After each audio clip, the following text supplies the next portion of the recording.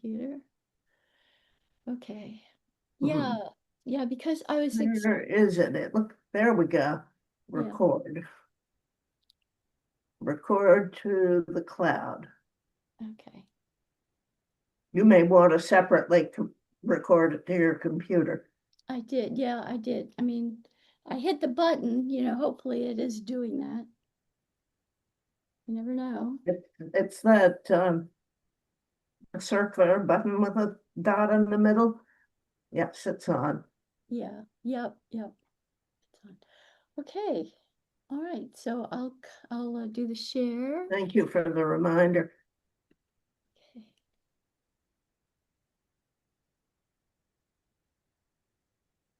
There's Linda. Hi, Linda. Mhm. Let's see.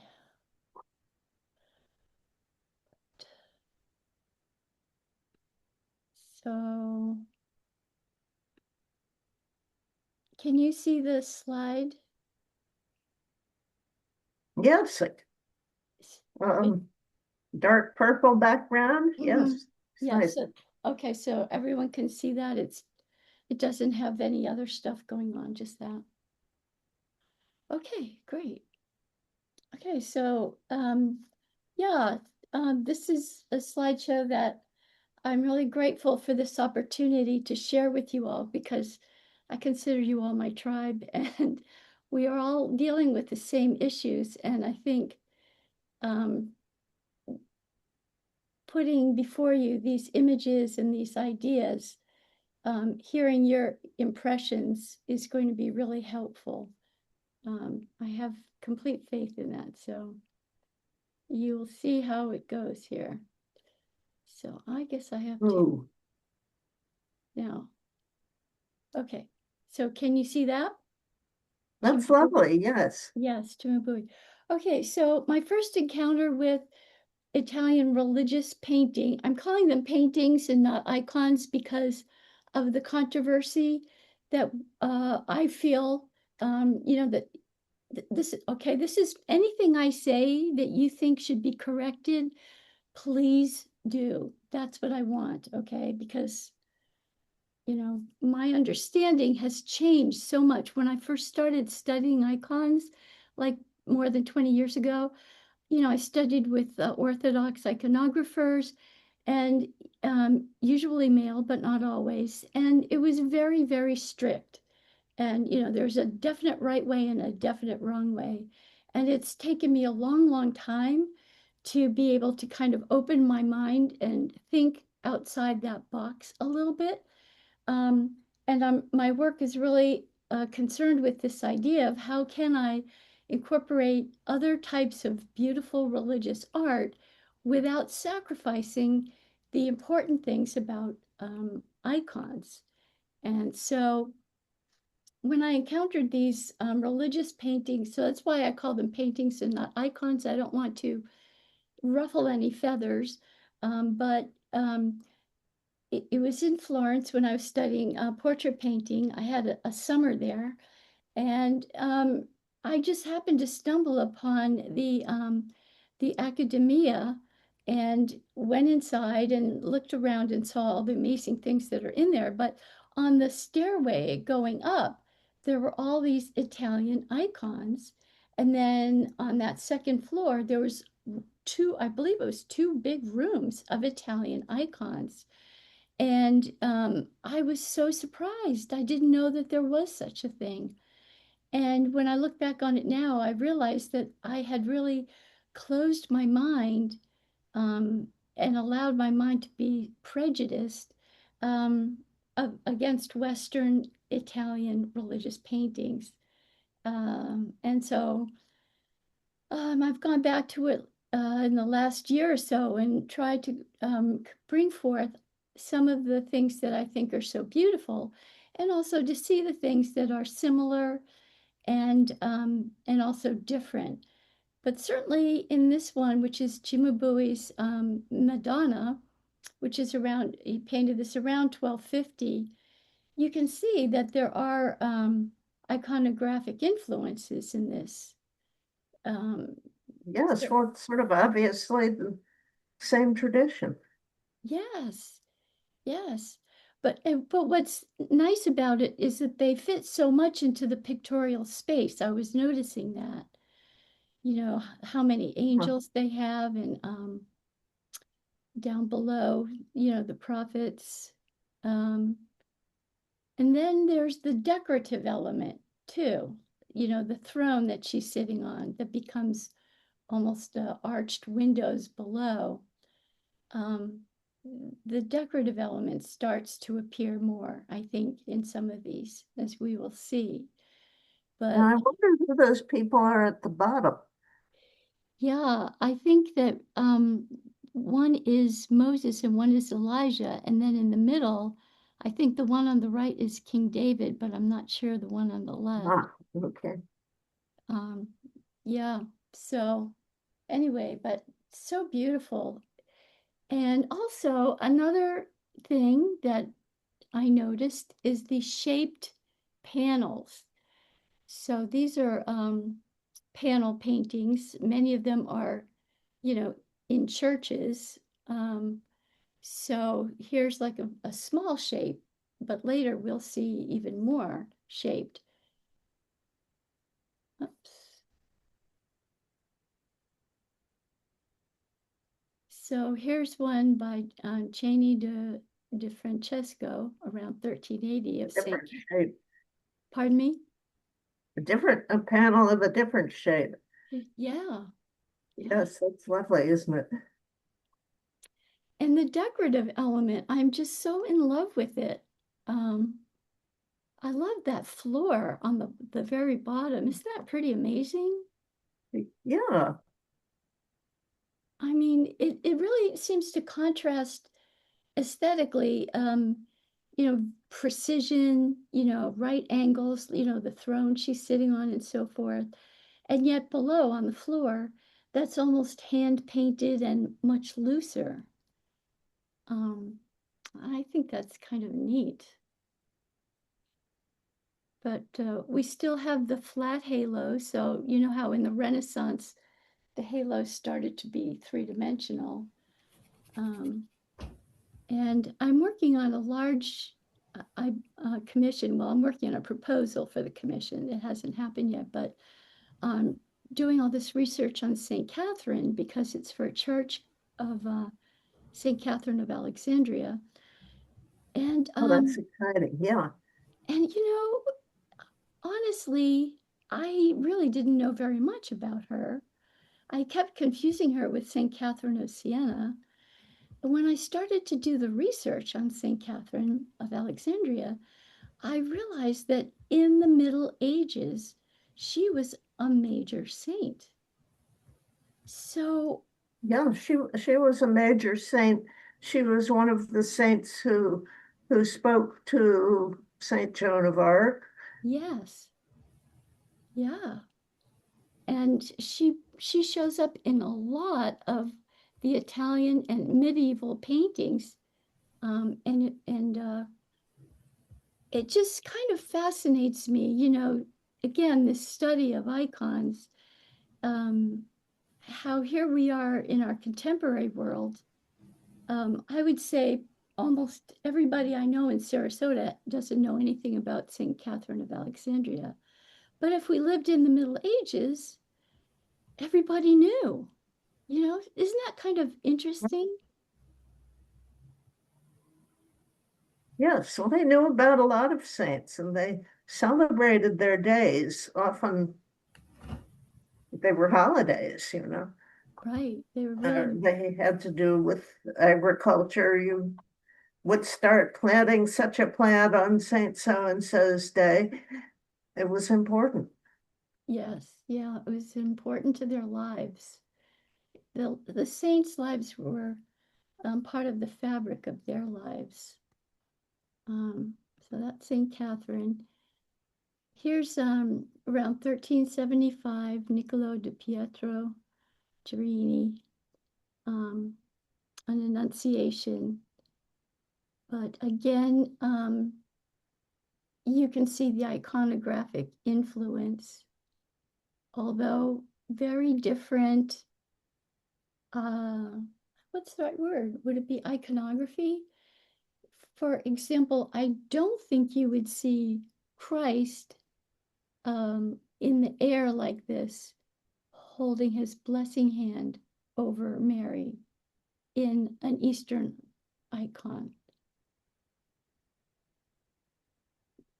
So I think that that could be different. Um, but again, the pattern behind Mary, the rather abstract way of painting the arch around her. And Yeah, I haven't really seen anything like that from any period or nationality. It is very decorative and it helps bring attention, helps make Mary the same size, visual size as the angel. mm, true. Yeah, true. So it isn't just decorative pattern, it has a purpose. And I think that becomes one of the important elements that we use as iconographers to discern whether something is appropriate in an icon or not. If it's simply decorative, maybe not. But in this case, it serves a purpose that um, enhances the theological meaning or value of the painting. So everyone's very quiet. I don't know. Let's see. Okay, so I told you about that, how I encountered them, and um, but I'm drawn by the beautiful light, color, and expressiveness of the Italian works. And in seeking to honor the artistic instincts while preserving the symbolism we hold sacred. So, I trained as an artist. I have a degree, an MFA, from Mass Art in Boston. So I started my life that way. So I'm kind of my DNA is as an artist. I became an iconographer later. So this idea of listening to my instincts, today I call that the Holy Spirit. That's how one of the main ways the Holy Spirit speaks to me. So I try to listen to those, but at the same time, I want to be sure that I'm not going off the path and doing something that's just for my self-expression. So here we come to Giotto. This is the raising of Lazarus. Um, and so to me, he's kind of really almost like a bridge between the world of icons and the world of just starting to be, almost pre-Renaissance. And how interesting the folds are, right? Like if you compare them in icon writing, we've learned there are different styles and ways of depicting garments and folds. Um, and, it's not as if the Greek way is the more right way than the Russian way, or, as an example. But I think the primary principle between that's guiding correctness for iconographers is that there's not an external sense of light, that the light comes from within, and also any light on the garments is there to show form, the form of the arm, the form of the legs, the form of the neck, of the face.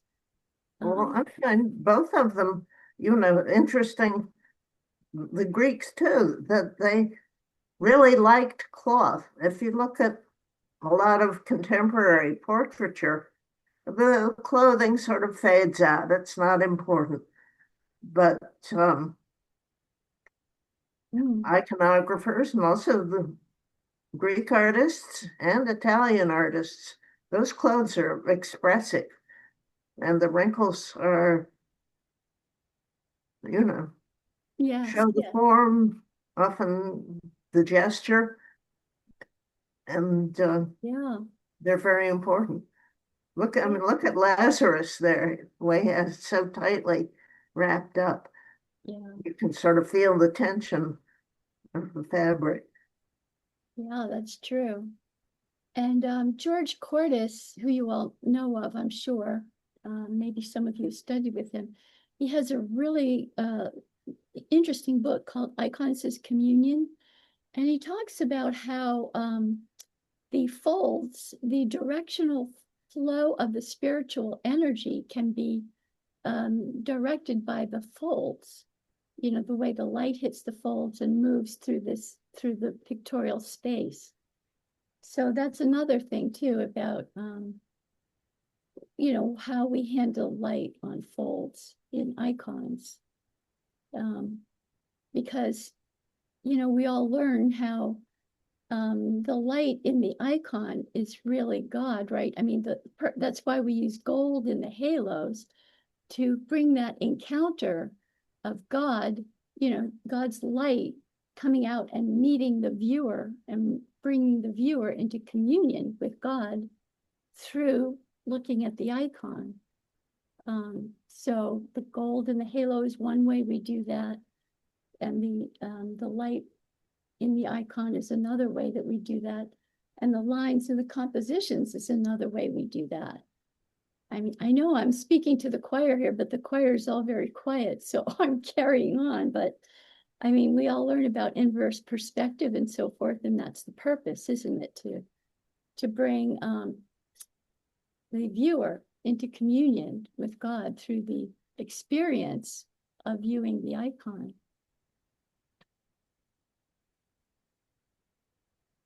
Well, I've been told that the gold represents the light of heaven. In this painting, the blue sky also seems to represent the light of heaven. That, you know, this scene basically takes place in heaven, although it's pictured on earth. My understanding or my experience of Giotto was that is that he was really on the cusp of developing naturalism. So he was more looking into the world rather than an iconographic looking beyond the world. So there's much more observation in Giotto, and that's when it really starts in the early Renaissance. When they're looking to the world. It Mm, seems to have both qualities. mm, yes, yes, that's true. Yeah, that's a good way to describe it, Giotto. I agree. Um, and that blue is so beautiful. And you're right, Betsy. I mean, you know, I was taught pretty much to have that golden background pretty much all the time. I mean, I know it's not always true, but mostly. But I think the heavenly blue back in the background of this one really makes that point, and in some of the others as well. Um, so it's Well, I interesting. I mean, think the blue was more expensive than gold back in the day, yeah. and so depending on Giotto's patrons, if they had tons of money, then he'd put the gold, he'd put the blue. Mhm. He'd really, But use a it lot was of blue. lapis lazuli. It had to come in from Afghanistan. Oh yeah, it was It's, really it's expensive. Yeah. also a really hard stone that's very difficult to grind. Yes, yeah. Although probably gold is the way gold costs right now. It's hard to imagine anything costing more than gold right now. But anyway, so, and here's another Giotto. I love Giotto for so many reasons. But I wouldn't copy him. I would not copy, for example, the way that he paints his buildings, because I agree that's kind of a Renaissance direction. It reminds me of Piero del Francesco. It's too realistic, so I wouldn't copy that, but I think his forms, like the angel on this left side there, is pretty abstract, and I think that's nice. But of course, we don't do profiles in icons either, do we? So if I were to use this particular picture as a model for something, one of the women or whatever, I would change the face to be 3/4 or full face. Yeah, that makes sense. You know, if you want it to look like an icon, you follow those things. Yeah. But there's something very nice about the colors. I mean, maybe it's just because they're faded, but you know, the top triangle above the building there, that kind of greenish, bluish gray, and then the kind of, I don't know how to describe those colors. It's definitely a muted palette, but it's more than just the Greek palette. There's a little something extra in there. Maybe it's a bit of orange-ish red, and a little bit of green. I'm not sure. But the delicacy of the harmony, like if you look at the top left triangles of that building on the roof, the colors there, I think that's very elegant. Um, the harmony of the way the light. Well, this is a fresco, right? Yes, that probably is. Yes, yes, yeah. Um, and the fresco technique does affect the colors, Yeah, fades them out a bit. yeah. I realize how much time has gone by. I'm going to go faster if that's all right with people. Um, Yeah, go ahead. okay, so here are some more examples. Just a beautiful color and interesting, interesting backgrounds. Many of these images that I'm going to be showing you today, I took the pictures myself from 3 books, and I'll be showing you the book covers of each one in case want to follow up with it. Thank you. I never heard of this painter, Pietro Gerini. No. Thank you for introducing us to him. Oh, you're welcome. There's so many that I couldn't even fit in this presentation. Yeah, but anyway, thank you. Yeah, I'm glad you're appreciating them. Yeah, really. There's a discovery. Thank you. Just go through these quickly. These are not presented as superior to Eastern Byzantine icons. They're just different expressions of a shared spiritual tradition. I'm not saying these are better. It's just an exploration, and it's a conversation. So just wanted to put that out there for posterity. Here's Lorenzo Monaco. Have you heard of him? Oh my word, I had never heard Yes. of him. Have you? Oh, Yeah. until I did this, started doing this research. Boy, oh boy, wait till you see some other things that he's done. Look at those. Isn't that incredible? I love the seraphim on the top of each of the triangles. And look at the floor under Christ. That's really interesting. Oh, my goodness, yes. Isn't it? Yeah, it's just these Very people, abstract. yeah, they're very creative, and then the patterning on the robes of the angel, just brilliant, I thought. This is Taddeo Gaddi. Um, so a different, it's also Italian, painted about the same time, but the colors are much more muted palette, limited palette. But interesting faces, though, interesting. His very strong sculptural kind of. So, my research, I kind of came up with these 3 basic eras of the early Italian religious painting. the Romanesque and Italo-Byzantine, from 1100 to 1250.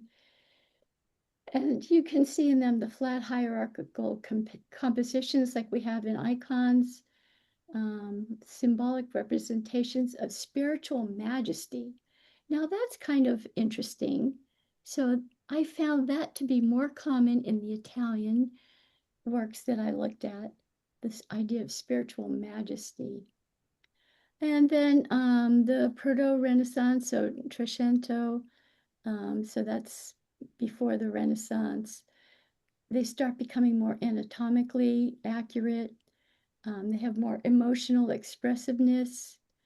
And they start having the illusion of depth. So that's, for an iconographer, we watch out for that. Gothic elegance meets emerging naturalism. The key figures are Cimabue, Giotto, Duccio. I didn't even put any Duccio in this slideshow. Simone Martini, his work is incredible. And I don't have any of his in here either. So many people I could have put in here. And then the early Renaissance, Masaccio, Fra Angelico, where the linear perspective transforms more into that kind of architectural three-dimensional space. So anyway, just kind of a general concept. Thanks. That's a great breakdown. Thank you. It's very, very clear. Oh, very helpful. Thank you. You're welcome. Well, we're recording this, so if you ever want to go back and look at them again, you'd be able to. Bonaventura, Berlingieri. This is his St. Francis with scenes from the life of St. Francis. So very similar to icons, I think. It's pretty interesting. It's a charming icon. I've never seen it before. Isn't it? Yeah. I know. And that's one thing I'm noticing. There's so many interesting icons or iconographic models that I wasn't aware of before. This slide's a little washed out, unfortunately. I got this off of Wikimedia, but it's Giotto, St. Francis preaching to the birds. Again, you see that beautiful blue we were talking about. This is one of the books that I've got a lot of particularly the illuminations that I'm going to be showing you. And you can get this online. It's gorgeous, gorgeous book. So yeah, look at this, Lorenzo Monaco. Good grief. When I saw this, I just couldn't believe it. This is just the letter N. John the Baptist. These illuminated manuscripts are amazing. I have to admit, I would not be able to do that. I just think they're incredible. So here's the letter O, Pentecost. And isn't that interesting, the people peeking below? It's kind of an imaginative thought of, and then, the angel in the curly cues surrounding the O. My goodness. And this is, I think this is, I've got this thing right here. Can I move that? Yes, Peter in the initial S. I would love to think I could do that some bright day, but I don't think so. Here's a beautiful crucifix with Mary and John. And Virgin enthroned. So this is Lorenzo Monaco. What a draftsman he was. So incredible. So to me, this is really midway. This is iconographic as well as, pre-Renaissance. Definitely the throne is three-dimensional there. This is such a beautiful one, Nolomi Tangere. I did use this as a model for an icon by Gironducci.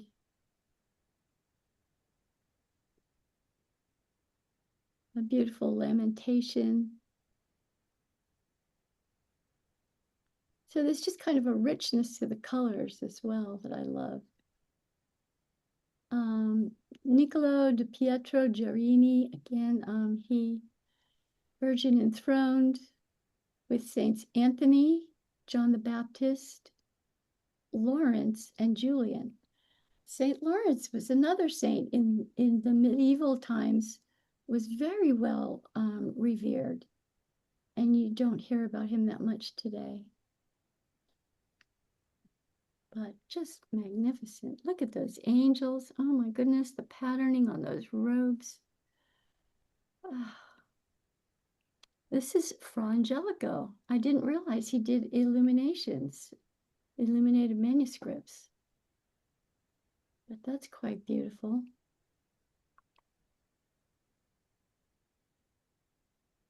So in between 1100 and 1450 was the Byzantine influence was very popular throughout Italy, particularly in Florence. And during this time, it was the rise of Franciscan and Dominican spirituality. So there's a growing desire for more emotionally engaging religious imagery. And there was a development of frescoes and egg tempera altarpieces.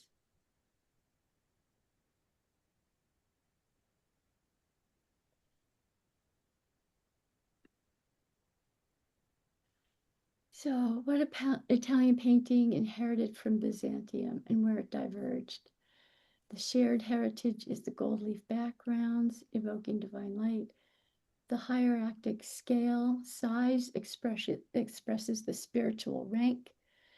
The tempera on wood panel with gesso ground. The gilding and punching for heavenly effect. And devotional function and teaching for and heavenly effect and contemplation.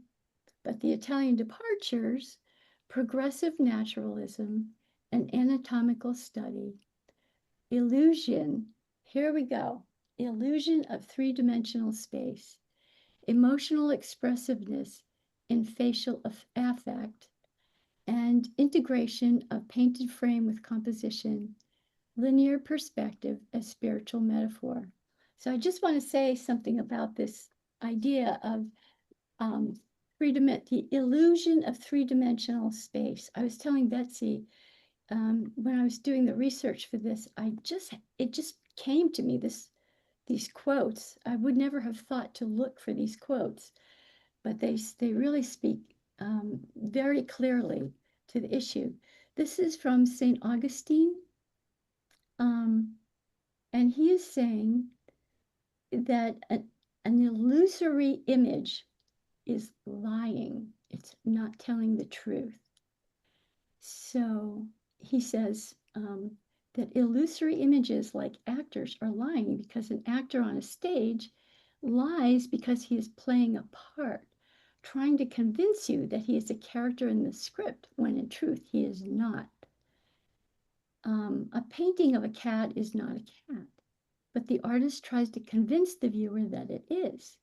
So Augustine cannot reconcile these lies with patterns of divine truth and therefore does not see a place for images in Christian practice.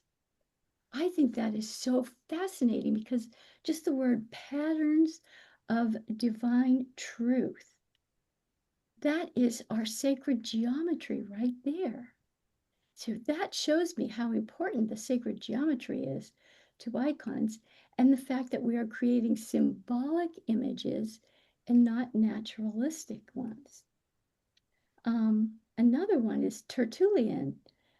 He was an influential early Christian author living in the 2nd and 3rd centuries, and he wrote a treatise on idolatry, and in which I love this. He argues, can an artist be a Christian? But he says that all illusionary art or all art that seeks to look like something or someone in nature has the potential to be worshipped as an idol. So that is something we have to be careful of. So that is why in iconography, our images are more symbolic. And we instead in icons, we favor flat representations of people, animals, and objects as symbols of what they are meant to represent. So I thought that was just so clear. Here's a prof. Oh, did anybody want to say anything about that before I rush on? No, maybe at the end people. Just hadn't heard that before. Yeah, I hadn't either, but it's very clear. So a prophet in the initial T, another Lorenzo Monaco illuminated manuscript.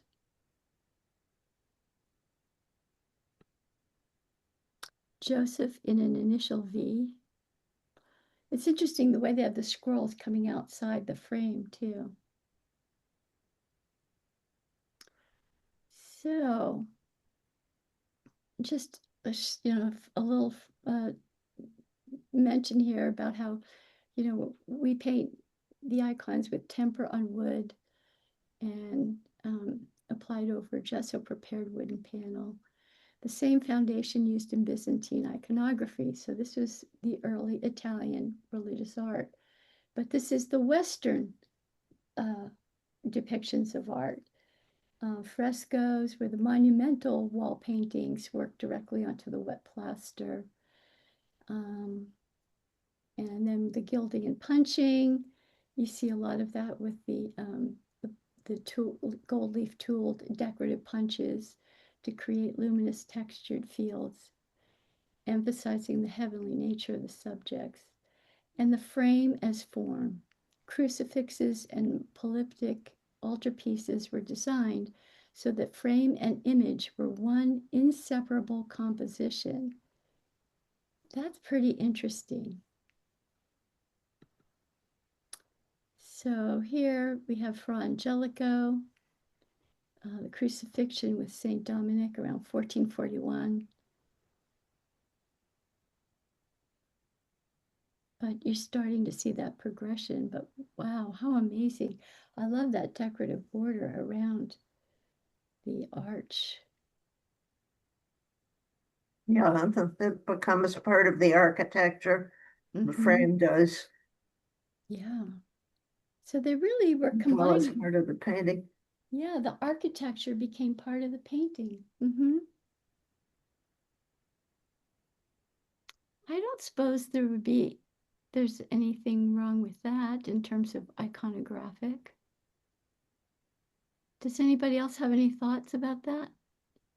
Well, Fra Angelico, he did a lot of frescoes in the convent Yes. of San Marco, so he had to work within the constraints of the architecture.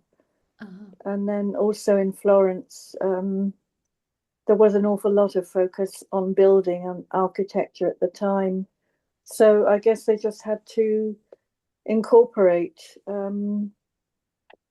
what was around them, and the paintings had to fit particular spaces, and the frescoes had to fit particular spaces as well within buildings. Because Fra Angelico, he decorated, well, not decorated, it's not quite the right word, but he created contemplative images in each of the monks' cells, and then on the corridors and throughout the convent. So he had to work with what was there. Yeah. And that, the crucifixion, I think he's endlessly solving problems about how to fit the composition into a space that is that he's not creating, so to speak. He has to work within the limitations. That's a good point. Yes. Yeah, the inlays are also the inlays around the mushroom shape of the architecture are stone. They're polished stone slabs, and the head, let's see, the kind of pointy one that lines up with the looks like the priest's head, and That's about halfway up. So that's the central. Anyway, it's all very geometric. Mm. And I think he used the space very well. Yeah, because Brunelleschi was, I forget the dates of Brunelleschi, but he developed the 1 point perspective. And, the Florentine painters were, like Uccello and all others were really very, very involved in illusory space, working with um, perspective, 1 point perspective. Yeah. So I suppose that's He, really where they diverged from iconography again. They were creating illusion and not symbolic space as they would in an icon, Mm. pretty he's much illusory. also the leaning of the cross. It's leaning slightly to the right or to the left, but visually to the right. And it's tucked behind that white art mushroom shape, tucked behind there.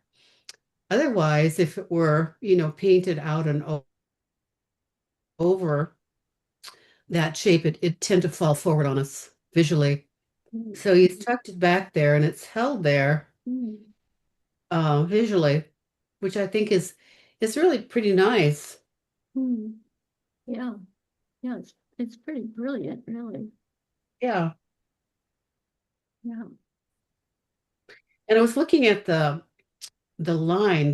horizontal line to see if it's at the bottom, to see if it's, with the foreground and the background, to see if it's strictly horizontal. I think it is,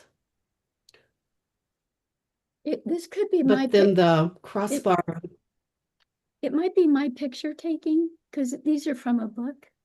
uh, but the horizontal line of the cross, is not horizontal. Oh, It looks that's like true. it's I didn't notice that. Yeah, it's falling a slightly, little bit. Yeah, yeah. Yeah. So it gives a little bit of movement. And then because it's falling a little bit, um, there's even some at the, I'm just going to talk the way I see it instead of backwards. So the right side of the cross is up against something wooden in the painting. It's up against something brown to hold it upright, which seems like an interesting device. And then there's that brown crescent at the top, the really thin crescent. Yeah. What is that all about? Maybe to create some more depth. Um, maybe that's, I don't know. But I think it's a really interesting thing. Instead of just finishing the top off with the navy blue, the dark blue. Mm. Yeah, and Anyway, to it your makes it point, look more realistic. yeah, to your point about movement too. And look at his cloth, his clothing. It, Yeah. it's sort of moving in the same direction the cross is tilting. Hmm. yeah. And the bottom of the cross is a little tilted, I think, too. There Yeah, is a bottom line, yeah, and it's not interesting. parallel with the, I And think. then there's the eye of the eye contact, the line of the eye contact Oh yeah. goes down, a Mm, little. It's yeah, not central. yeah. Yeah, and the person who's Uh, kneeling almost all he could quite be subtle though. yeah, he could be seen to be kind of exerting a little pressure with his left hand to hold that cross upright. Mm, Because he's hanging on to it. Anyway, lots of things you could read Yeah, in it's there. very interesting. It's, you know, slightly off in a lot of expressive ways. yeah, yeah. He certainly is a brilliantly talented uh, painter. This is a beautiful one, The Coronation of the Virgin by Gotti, 1390. So I don't know if the Eastern Orthodox have many compositions with the Coronation of the Virgin. I don't think I've seen them, but maybe they do, and I just haven't I seen. think it's more of a Western theme. Yeah, I thought so. So, Lippo Memmi, he's another beautiful artist of that time. 1330. Again, that patterning and detail.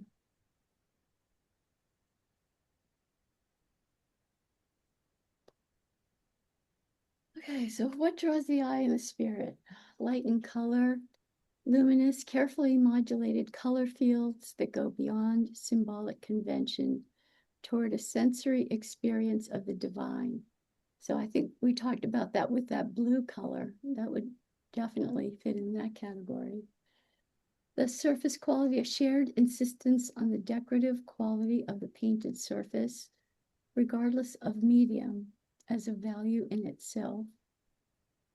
Illumination is art. Fra Angelico and Fra Monaco held illumination fully equivalent to any other art form in aesthetic, formal, and expressive potential. Devotion and intellect. The greatest Italian painters, Fra Angelico especially, combined deep spiritual sincerity with astonishing technical facility. I think that's true of Andrei Rublev too, and it could be said of a lot of people, but that's a well-spoken sentence. The composed whole, frame, ground, figure, and setting conceived as a single unified composition before the Renaissance aspiration to deep space.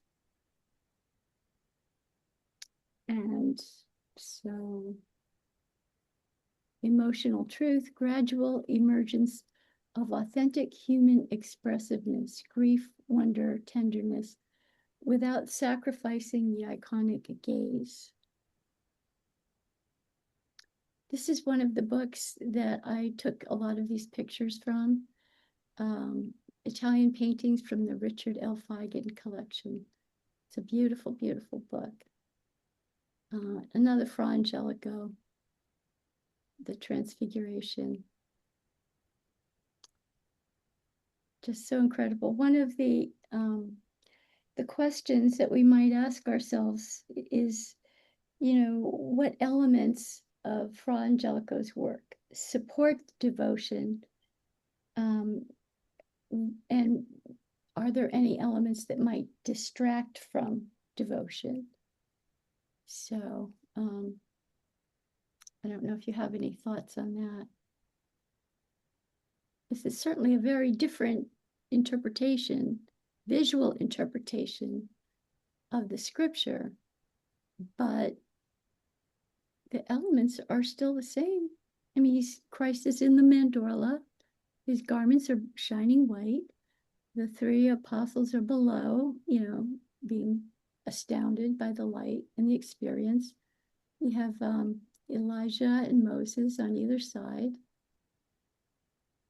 And, so I guess the only difference that I see from the more Eastern renditions of the Transfiguration are, I wouldn't think that there would be the woman saint and the male saint. I'm guessing the male saint must be Saint Dominic.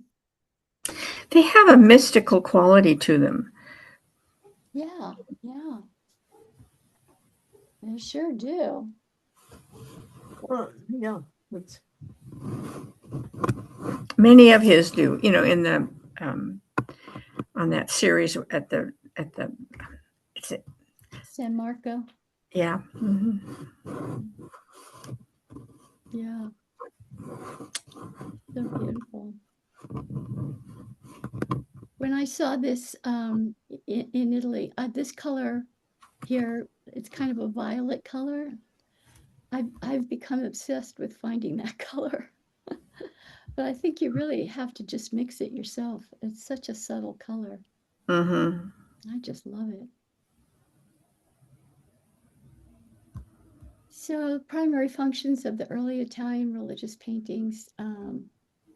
So, it's a visual catechesis for a largely illiterate populace, driven especially by the Franciscan and Dominican mendicant orders. So, same thing with the icons, right? That was the purpose. Monastic contemplation, focal points for prayer and meditation in cloisters and chapter houses. Fra Angelico's cell frescoes are the supreme example, as we've all been talking about. And so that's similar to the icons. Now, here's something a little different. Patron status. Wealthy donors commission works to secure spiritual merit. Their portraits sometimes appear among the holy figures. I don't think you see that very much with the Eastern Orthodox iconography. Maybe in later years, that, with all the bishops and things like that, maybe. I don't know. Can't speak to that. And liturgical function, altarpieces and crosses structured the sacred space of the Mass, orienting worshipers toward the mysteries enacted at the altar. So there are a lot of similarities to the icons. And this is the other book that I took a lot of the images from, Italian Paintings at the Yale University Art Gallery. They have a very, very large selection, beautiful paintings there. This is from 1275. So it does look a bit more primitive. So we're basically at the end. And what are your thoughts? What do you see in these images that resonates or conflicts with your own practice? Are there elements of Italian technique or composition you find spiritually compatible with Byzantine tradition? Where do you feel the Italian works lose or gain something essential? And what might we take away or leave behind as a community of iconographers? Well, Kathleen, I know you've done several icons that are based on Renaissance paintings, and they come out very nice. I love the early, the Fra Angelico period. They're just they just really capture something for me, and they're complex and yet they're so simple, and just I just always find myself going back to them and loving them. That's all. Yeah. Yeah.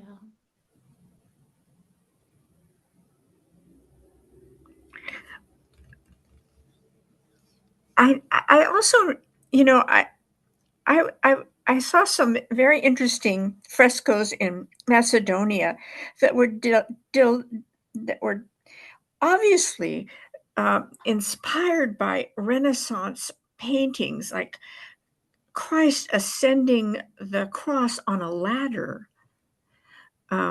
Early Renaissance art that somehow got to Macedonia in the 14th century. These artists traveled and were inspired by them, the masters in Europe and Italy.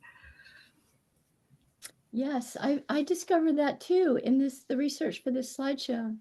In fact, I have it in one of my notes here. I only just noticed it. I didn't get to take it very far, but that idea of OHRID in Macedonia, they have a very big history of iconography from the early centuries onward, and it has a lot in common with these Italian religious paintings.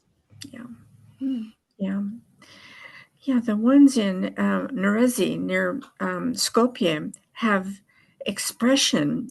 They're really showing emotion, where definitely influenced by the Italian Renaissance, but and they're just very, very powerful to see them. I recommend going on that tour to everybody. What tour? What tour are you talking about? It was an Orthodox tour, and I was only two that were non-Orthodox on the whole tour, which had nothing to do with my, you know, it was fabulous. But we visited Serbia and Macedonia, and of course wound up in Ohrid, and it's the crown jewel in Ohrid. Yeah, Yeah, yeah. I would love to see that. I know there's something so charming about them, right? It's like, Mhm. yeah, yeah, very charming. This may be kind of a stretch, but it shows me that people were communicating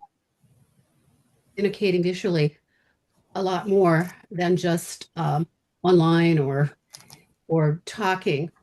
They saw things, and they were artistic about it. They were very studied artists, and if they saw something that worked better to convey convey the meaning, not just the taught meaning, not just the meaning that you're told you believe this, you do it this way, but the spiritual meaning, Mhm. um, that they would adopt it. Yes, yeah, thank you. That's a good point. It's so important, that idea that you just said. I mean, because we're not supposed to just, slavishly copy from the past. We need to use all the gifts that God's given us to discern, what elements are going to, speak to the people who view our icons. And what you just said about, and I say this when I teach classes, that it's our personal experience, our spiritual experience with the saint or with the icon, that's so important. So it's also an innate thing with all people. We recognize as people air, fire, earth, and sky, or water. We recognize the elements. We recognize intuitively that color has an influence on us, and we assign meaning to color, even innately. Um, and that is all worked into this. Colors mean something very deeply, more than just what we're taught. Yes, yeah, that's right. Do you know the iconographer Damaskinos, Mikhail Damaskinos? He worked in Crete, and the Venetians and the Cretans had a lot of interaction. The Crete was under Venetian rule at one point, Mhm. and the Cretes went to Italy and vice versa. And Damaskino has this series of icons where the core part of the icon is the classical Byzantine tradition, but surrounded by it, it's like Venetian style. And it's all in harmony, it's really, really beautiful. Mikhail Damaskinos. And there's one of the Last Supper, and the above the table, the apostles and Jesus and the apostles, and it all looks very classical. And under the table, there's a dog and cat fighting, and their legs are facing in every direction, and it's much, much freer and looser. And there's one of the Nativity where the actual nativity scene with Mary and Jesus and the baby, Mary and baby Jesus and Joseph are there in that corner, but there's crowds of people around, and horses, and he's portrayed himself as one of the wise kings, and he's got a crown on and an earring in his ear. So I'll write his name in the chat. You might like to look him up. Okay, yeah, I will look him up. It sounds so delightful.